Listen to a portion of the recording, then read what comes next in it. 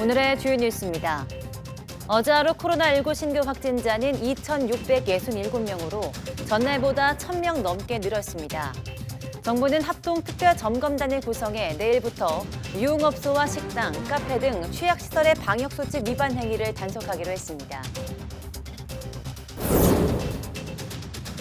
미국 질병통제예방센터 CDC가 5세에서 11세 연령대에 대해서 화이자 코로나19 백신 접종을 승인했습니다. 5세에서 11세 어린이는 성인 투약분 3분의 1의 화이자 백신을 3주 간격으로 2차례 맞게 됩니다. 중국 상하이 디즈니랜드에서 코로나19 확진자 1명이 발생하면서 입장객 만여 명이 밤늦게까지 5시간 동안 갇히는 상황이 됐다고 중국 CCTV가 보도했습니다. 상하이 디즈니랜드는 확진자 발생 이후 3일 동안 문을 닫았고 주말 입장객 가운데 6만여 명에 대해서 핵산 검사를 시행했습니다. 제26차 유엔 기후변화 협약 당사국 총회에 맞물려서 미국 정부가 미국 내 메탄 배출 감축을 위한 규제 계획을 발표했습니다. 미 정부는 석유 가스 회사가 미국 내 유정시설 30만 곳에서 석 달마다 점검을 하도록 하고 원유 부산물로 생긴 메탄이 대기로 뿜어져 나가지 못하도록 했습니다. 제프 베이조스 아마존 창업자가 내년 첫 인터넷용 위성을 쏘아 올릴 계획입니다. 이로써 베이조스는 우주 탐사에 이어서 우주 인터넷 분야에서도 스페이스X의 일론 머스크와 경쟁하게 됐습니다.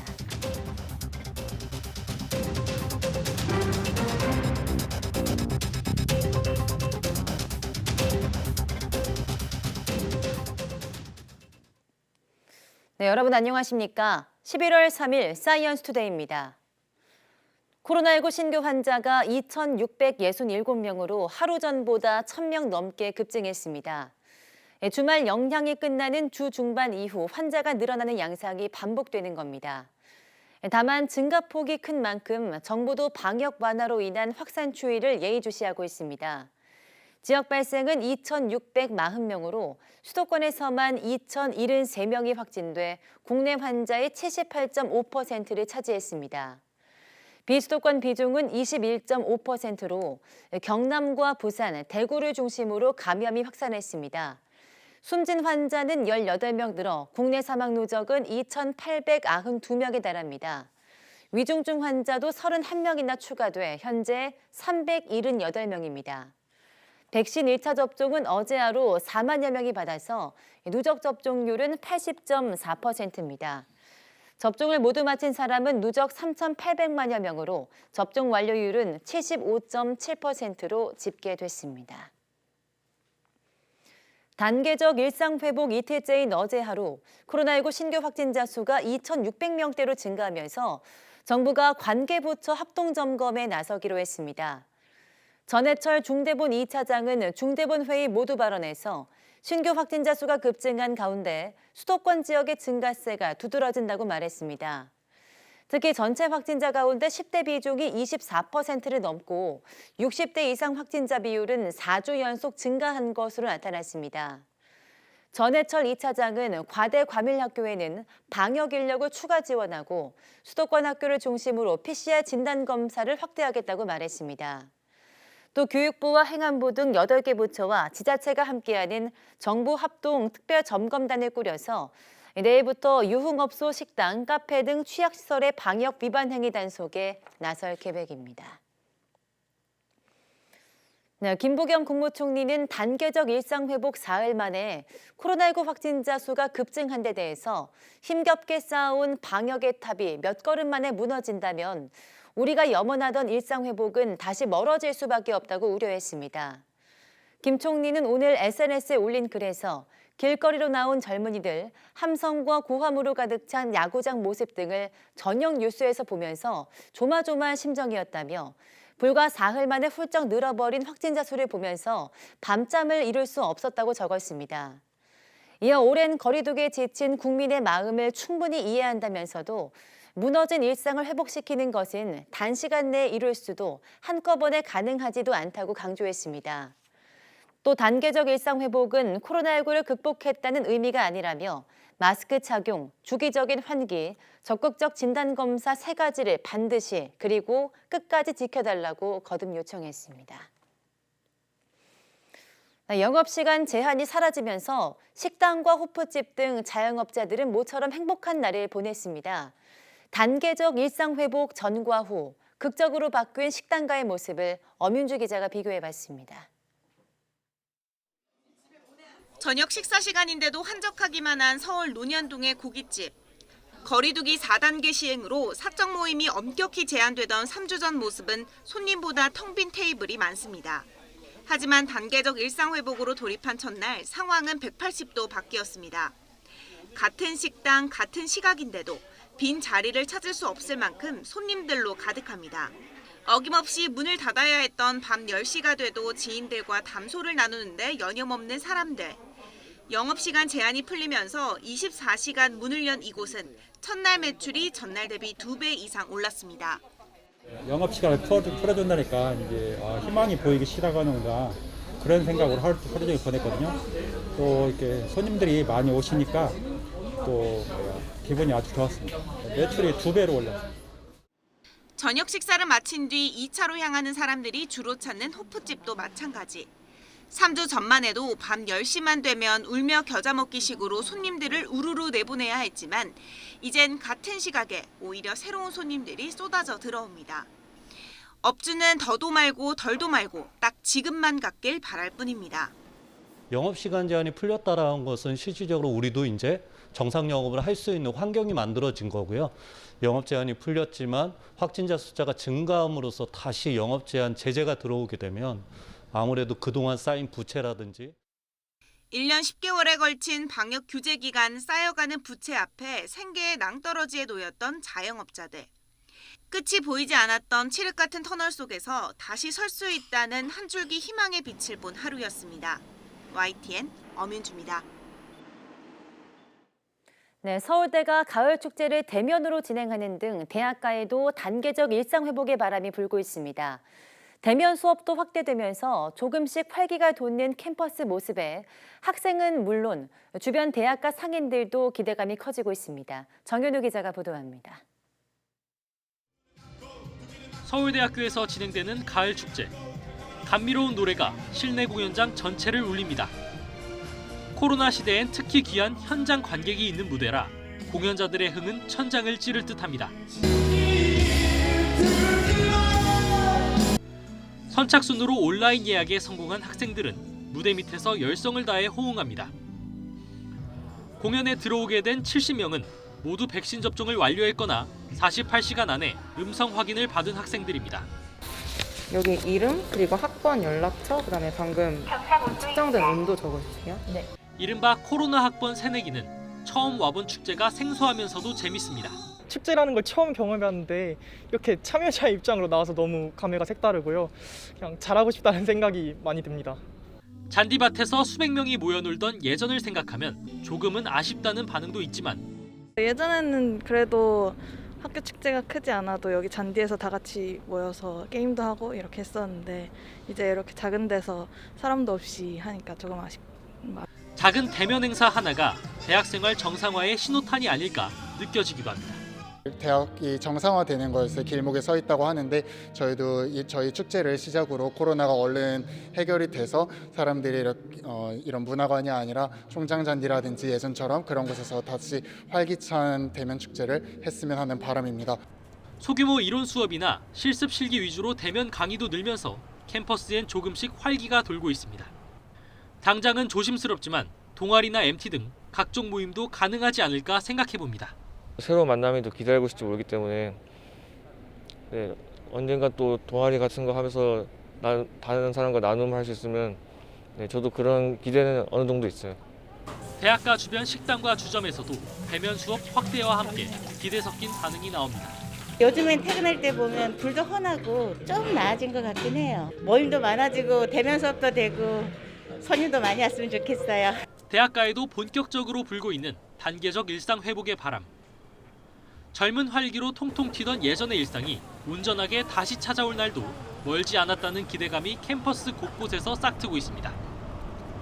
YTN 정윤호입니다. 주로 4월에서 8월에 유행하는 이른바 여름 감기로 불리는 파라인플루엔자 환자가 2달여 만에 9배 넘게 급증한 것으로 나타났습니다. 방역당국은 파라인플루엔자 유행이 독감 유행의 전조 증상일 가능성이 있다며 올겨울 독감과 코로나19가 동시에 유행하는 트윈데믹이 올 수 있다고 경고했습니다. 질병관리청은 9월 12일부터 18일 사이 56명이었던 파라인플루엔자 바이러스 감염증 환자가 10월 17일부터 23일 사이에는 515명으로 9.2배 증가했다고 밝혔습니다. 환자 10명 가운데 9명은 6살 이하 영유아로 파라인플루엔자가 10월 이후에도 유행하는 건 예외적이라는 게 방역당국의 판단입니다. 방역당국은 지난해와 달리 파라인플루엔자가 유행한다는 것은 앞으로 독감도 유행할 가능성이 있다는 의미라며 2가지 감염병이 함께 유행하는 트윈데믹을 주의해야 한다고 설명했습니다. 소비자 물가 상승률이 3% 선을 넘어서면서 통화당국인 한국은행의 고심도 깊어졌습니다. 물가를 잡으려면 기준금리를 더 높여야 하는데 경제 상황을 고려하면 마냥 금리를 올리기만도 어렵기 때문입니다. 조태현 기자가 보도합니다. 지난 9월과 10월에 닥친 이상기온과 집중호우, 배추가 한 포기에 10,000원 넘게 팔리는 등 농식품 가격이 폭등하면서 배추를 싸게 파는 곳에는 주부들의 긴 줄이 이어졌습니다. 2010년대 초반은 그야말로 물가 폭등의 시기였습니다. 저금리 정책에 더해 이상기후와 국제유가 상승 등이 겹치며 소비자 물가 상승률이 4%를 훌쩍 넘어서기도 했습니다. 지금의 물가 고공행진도 배경은 비슷합니다. 경제 위기 극복을 위해 기준금리를 대폭 낮춘 상황 속에 국제 유가 상승이라는 악재가 반복되는 겁니다. 그 결과는 9년 8개월 만에 3%대 소비자 물가 상승률이었습니다. 물건이 조금만 쌓여도 10만 원, 20만 원 금방 넘거든요. 너무 많이 올랐죠. 1, 2년 전이랑은 많이 달라졌어요. 문제는 기준금리입니다. 일반적으로 기준금리를 높이면 시중의 자금이 감소해 물가를 안정화하는 효과가 있습니다. 반면 소비와 투자는 줄어드는 만큼 전반적인 경제 상황에는 부정적인 영향을 미치게 됩니다. 한국은행이 추가 기준금리 인상을 예고하긴 했지만 경기 회복을 위축시킬 수 있다는 우려는 여전합니다. 아직까지 코로나가 끝나지 않은 상황이고 올해보다도 내년에 경제 성장률이 낮아질 가능성이 있는 상황 속에서 자칫 경기에 부담 요인으로 작용할 가능성도 있을 것으로 보입니다. 기준금리를 빠르게 올려 물가를 잡을 것인가 아니면 경기 회복을 우선할 것인가. 이달 말 기준금리를 0.75%에서 1%로 인상하는 게 확실시되는 가운데 내년엔 어떻게 할 것인지 한국은행의 저울질이 이어질 전망입니다. YTN 조태현입니다. 네, 운전자의 큰 도움 없이도 스스로 달리는 자율주행 차량. 실생활에서 접할 기회가 그리 많지는 않은데요. 콜택시처럼 앱으로 호출하는 자율주행차 서비스의 첫 시연회가 열렸습니다. 강혜경 기자입니다. 지하철 4호선 오이도역을 찾은 한 남성이 흰색 전기차에 탑승합니다. 출발하겠습니다. 곧바로 앞으로 움직이는 차량. 운전자는 있는데 핸들에 아예 손을 대지 않고 있습니다. 자율주행 기술에 부르면 차가 오는 수요 응답 방식 서비스를 접목한 겁니다. 이렇게 스마트폰 애플리케이션을 설치하면 서비스를 쉽게 이용할 수 있습니다. 현재는 정해진 곳에서만 출발이 가능한데요. 한 아파트 단지로 가는 차를 호출해 보겠습니다. 신호등이 빨간불로 바뀌면 멈춰서는 건 기본이고 우회전과 좌회전, 차선 변경까지 자유자재입니다. 갑자기 차가 끼어들어 위험을 감지하면 멈춰서기도 합니다. 운전자는 능동적으로 판단을 하잖아요. 얘들은 그냥 아예 위험 요소가 있다 싶으면 멈춰버리니까. 시범 운영되는 곳은 시흥 백옷 신도시 일대 5개 노선으로 평일 오후 1시부터 5시, 밤 8시 반부터 이튿날 0시 반까지 토요일엔 오후 시간에만 이용할 수 있습니다. 시범 운영 기간은 무료입니다. 승차감도 굉장히 만족스러웠고요. 택시가 좀 이용이 어렵거나 아니면 심야나 아니면 너무 이른 아침 시간에는 이용하면은 굉장히 편한 교통수단이 될 것 같습니다. 이번 사업은 국토교통부가 사업자로 선정한 서울대 산학협력단 컨소시엄이 지난해 5월부터 추진해온 것입니다. 일반 시민도 자유롭게 이용할 수 있는 자율주행 서비스 모델이 나온 건 이번이 처음입니다. 최근 1년 동안 6,400여 차례 이용됐고 탑승객 설문조사 결과 91%가 혁신적인 서비스라고 평가했습니다. 대중교통 사각지대를 해소하는 데 특히 큰 도움이 될 것으로 기대됩니다. 신도시 지역에는 아주 모든 게 잘 아주 편하게 다 갖춰지지 않는데 새벽이든 심야든 언제든지 시민 수요에 대응해서 바로 자율주행 자동차가 이동 서비스 제공할 수 있는 거니까. 국토교통부는 이번 서비스로 자율주행차에 대한 국민 수용성이 높아질 것으로 보고 시범 운행지구를 점차 확대하는 동시에 실제 사업화로 이어지도록 지원한다는 방침입니다. YTN 강희경입니다. 올해 김장은 예년보다 조금 서둘러 해야 맛있는 김치를 먹을 수 있다는 전망이 나왔습니다.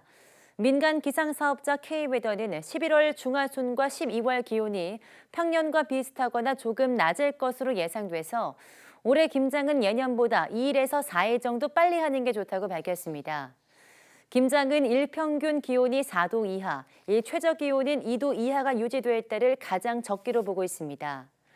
중부와 남부 내륙은 11월 하순에서 12월 상순, 동해안은 12월 중순, 남해안은 12월 중순에서 하순이 김장 적기가 될 것으로 보입니다.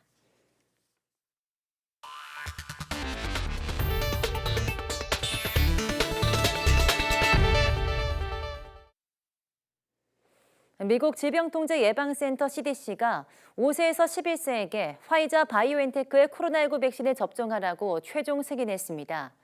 로셸 월렌스키 CDC 국장은 화이자 백신을 5세에서 11세 어린이에게 맞히는 게 적절하다는 자문위원회의 권고를 받아들이기로 했다고 외신들이 보도했습니다. 이 결정에 따라 미국에선 5세에서 11세 어린이에게 백신을 접종하기 위한 모든 규제 절차가 마무리돼 바로 이 연령대 어린이에게 코로나19 백신을 맞힐 수 있게 됐습니다. 앞서 CDC 자문기구인 예방접종자문위원회는 현지 시간 2일 회의를 열고 표결을 통해 만장일치로 이같이 결정했습니다. 이는 앞서 식품의약국 FDA가 긴급 사용을 승인한 것을 추인한 셈입니다. 다만 이 연령대 어린이에게는 성인 투약분의 3분의 1인 10마이크로그램의 화이자 백신을 3주 간격을 두고 2차례에 걸쳐 맞히게 됩니다. 독일에서 코로나19 신규 확진자가 폭증하고 있는 가운데 정부가 백신 미접종자에 대한 강력한 제한 조치를 예고했습니다. 연령대와 관계없이 추가 접종도 권유할 계획입니다. 김선희 기자입니다. 최근 독일은 코로나19 확진자가 기하급수적으로 늘어나고 있습니다. 지난 일주일간 인구 10만 명당 신규 확진자 수는 153.7명으로 6개월간 최고치를 기록했습니다. 매일 2만 명가량의 확진자가 나오며 베를린 등의 병원에서는 집중치료 병상 과부하가 우려되고 있습니다. 심각한 상황이 계속되자 메르켈 총리는 백신 미접종자의 강력한 제한 조치를 예고했습니다. 직장에서 매일 백신 미접종자에 대한 진단검사가 의무화될 수 있고 병원과 음식점, 축제 등에도 백신 접종자나 완치자만 출입이 허용될 전망입니다. 진단검사 결과 음성이 나와도 안 되고 오로지 백신 접종자와 완치자만 출입이 가능합니다. 메르켈 총리는 16개 주 총리 회의를 소집해 이 같은 방역 강화 조치를 논의할 계획입니다. 또 연령대와 상관없이 백신 접종 완료 6개월 이상 된 사람들에게 추가 접종도 권유할 예정입니다. Die sollten sich jetzt auch boostern lassen, weil es tatsächlich auch in Deutschland fassbar ist über das RKI, dass es hier vermehrt zu Durchbruchinfektionen kommt bei diesen Geimpften. 독일은 지난 7월 백신 1차 접종률 60%를 넘어섰지만 3개월이 지난 지금 큰 진전이 없는 상황입니다. 2차 접종을 완료한 사람 비율도 66%에 머물고 있습니다. YTN 김선입니다. 세계에서 가장 큰 놀이공원인 중국 상하이 디즈니랜드에서 최근 코로나19 확진자 1명이 발생하면서 입장객 만여 명이 약 5시간 정도 밖으로 나가지 못하는 상황이 발생했습니다. 중국 관영 CCTV는 지난 일요일 저녁 6시쯤 방역을 위해서 입장객들을 밖으로 나가지 못하게 했으며 밤 11시가 넘어서 대부분 귀가 조치했다고 보도했습니다.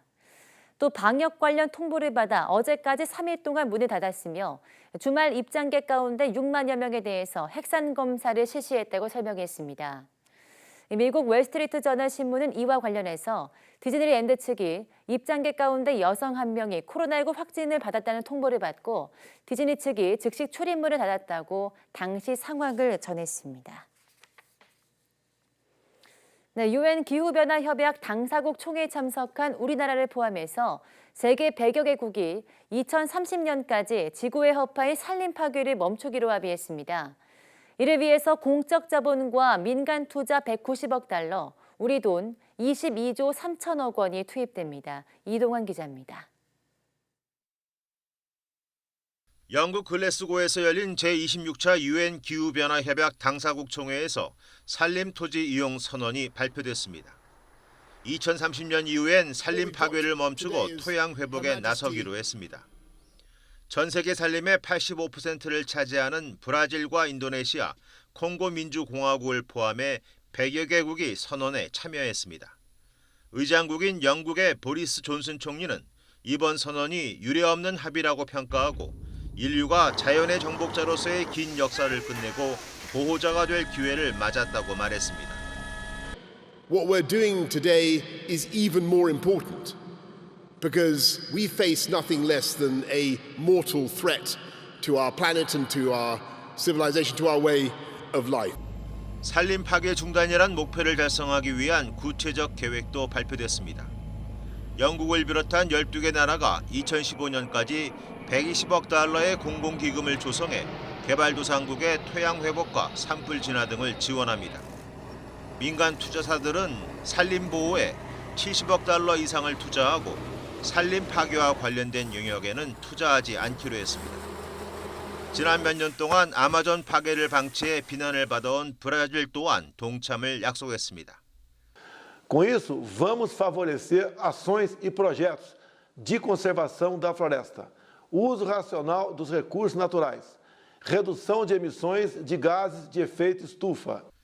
지난해 지구에서 사라진 산림의 넓이는 25만 8천 제곱킬로미터로 영국보다 큽니다. 이산화탄소 배출량의 8%를 흡수하는 산림을 보존하려는 이번 선언은 지난 2014년 40여 개국이 참여한 뉴욕 선언을 확대한 것으로 재원 등 구체적 방안을 제시했다는 점에서 진일보한 것으로 평가됩니다. YTN 이동원입니다. 제26차 UN 기후변화협약 당사국 총회에 맞물려서 미국이 메탄 배출 대폭 감축을 위한 규제 계획을 발표했습니다.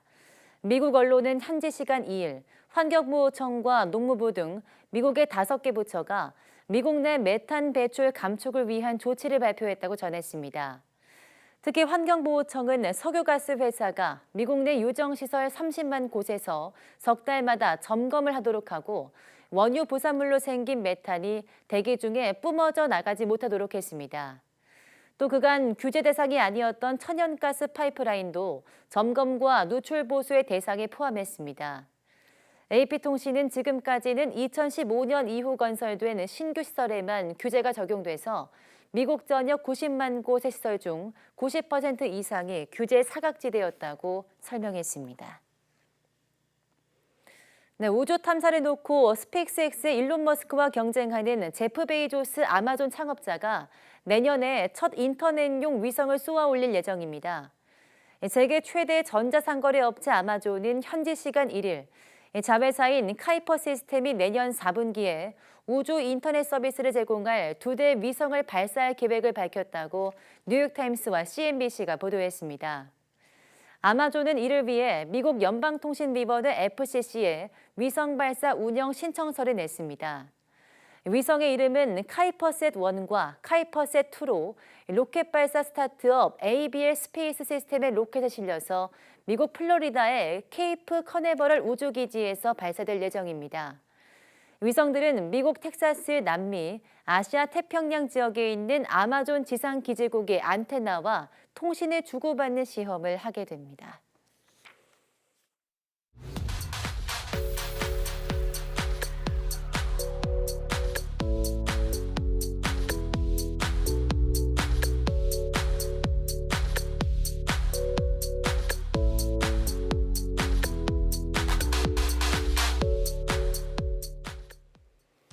네, 인도네시아가 처음 승인한 노바백스의 코로나19 백신은 화이자, 모더나 등과는 다른 제조합 단백질 플랫폼을 기반으로 합니다. 이 같은 기술은 면역 증강제가 핵심 요소인데요. 오늘 오후 사이언스데이 바이오 위클리에서는 면역 증강제 전문 개발 기업인 차백신 연구소의 염정선 대표이사 스튜디오로 초대해서 자세한 이야기 나눠보겠습니다. 많은 시청 바랍니다. 함께해 주신 여러분 고맙습니다.